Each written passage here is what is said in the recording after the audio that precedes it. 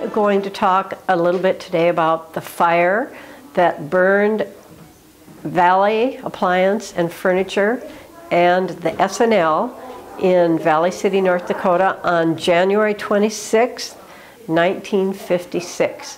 At the time, I was about 12 and a half years old. The fire was reported at 9 o'clock in the evening by Clarence Hirsch, who had the dry cleaners and who must have been just out and around town, and he saw smoke coming from the S&L building. So he called the fire department. The fire department happened to be having their regular Thursday night meeting, so they responded to the fire in about 2 minutes. Marilyn Vandestreek's dad, Van, as we all knew him, was still working at the Times Record at 9 o'clock, and he heard the fire siren, and then he said he heard the sounds of the siren were different and he knew something was wrong, so he poked his head out the front door and could see the fire trucks all dashing over to the end of the block where my dad's store was, Valley Appliance and Furniture. At that time, it was smoking. Everything was smoking. And Clarence, Hirsch, and Vandestreek ran into the back of the appliance store where there was an entry to the apartments that were upstairs. There were 10 apartments that were upstairs, and they proceeded to try to get all the people out who were living there. From what I've read and learned, it sounds like it was mostly older ladies who were living there and senior citizens, maybe a couple of couples. And they were joined after a few minutes by Duke Tilmoney, who was the fire chief at the time, and another fireman who had smoke masks on, who worked with them to get all of the people out of those apartments. Then I have learned that after that time, those two firemen went into the stores, my dad's store in particular, I know, and rescued some of the ledger books and things that were sitting on the bookkeeper's desk and got those out, but that was it. My brother says that my dad was not in town. He was teaching a reloading class, probably in Sanborn, and that means reloading cartridges and bullets. It was January 26th when that happened, so I guess they were just doing it for wintertime fun or something. I noticed in an old newspaper article that Florence Steidel, who lived 2 doors down from us, brought my mother to the fire, and she went screaming down the street, driving over the fire hoses, yelling out her window that it's okay, I've got the owner, as she crushed the fire hoses driving down the middle of this street. But my parents got there. I do not know how I got there, but my sister and brother and I were pretty soon on the scene as well, and we stood on the corner and watched.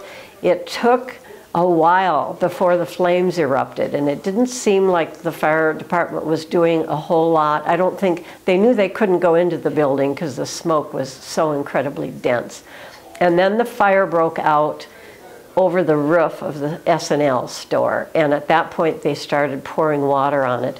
But the fire went just immediately from the S&L store roof across to my dad's store roof and down. And within, it just wasn't very long a time at all before the whole thing was a raging inferno. At some point, Mr. Vandestreek took my sister and brother and I off that corner, and I remember being in the offices of the Times Record for a while, sitting and trying to warm up. I do not know the temperature that day, but I can assume January 27th, 26th, 27th, it was really, really cold and quite a bit of snow. The fire burned most of the night. They knew they couldn't save either of those two buildings, so the fire department put most of their effort to trying to save Montgomery Ward and Our Savior's Lutheran Church, which is right behind the Valley Appliance store, and the Foss Drug across the street. I do remember seeing sparking embers of fire flashing up from the fire and kind of heading towards the Foss Drug. So they were pouring for all I know, more water there than they were on my dad's store, because it was clearly already gone. The fire burned most of the night, I think, and I know they were still on fire duty until well into the next day. The Jamestown Fire Department and the Tower City Fire Department came to help. I know that, and the rural fire departments, and maybe some even smaller towns who could get there quicker worked until Jamestown could get there with more fire trucks and bigger equipment. But there wasn't all that much to do to save it. Somebody took us home and decided that we needed not to be around there anymore. And I remember the next morning as my parents got up, and some of my classmates say that I went on to school. So I'm assuming my parents made us go to school so that they could talk, discuss, try to figure out what in the world they were going to do. Margaret Peterson remembers that I put my head down on the desk at study hall in the junior high building, because at that, if most of you might remember, at that time the school was so crowded that all the desks didn't fit on the floor of the study hall. They put desks up on the stage as well, and I must have been sitting up there for some reason. So she remembers watching me up there with my head on the desk. I'm sure I didn't sleep hardly at all that night and was very upset, very scared.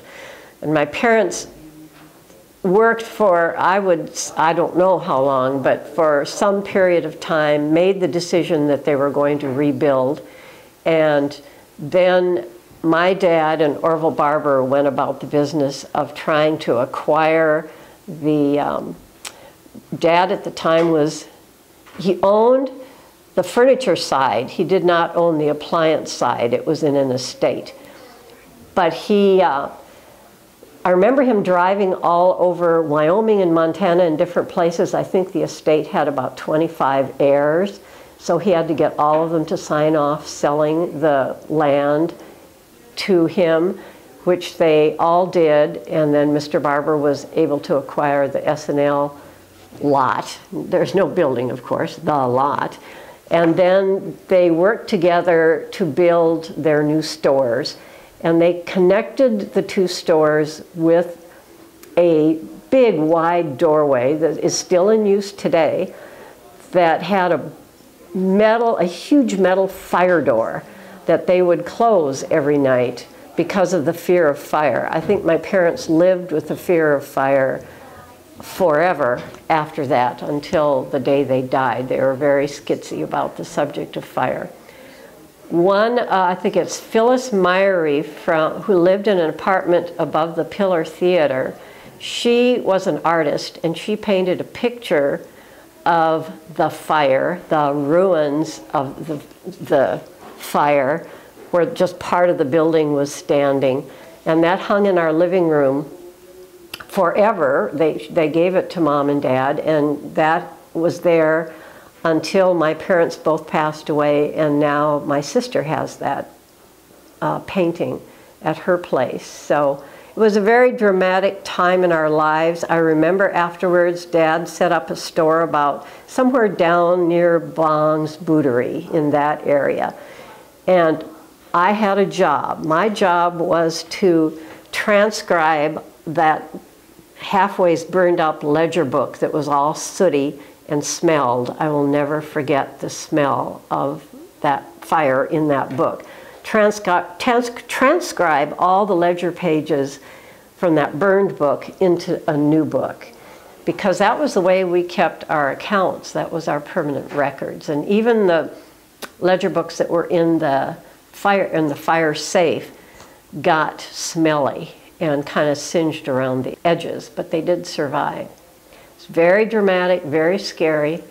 And I noticed in a newspaper article from January 27th, the Times record, it said that it was the first major fire since December of 1920 something, when the Wright Price Merchants store burned.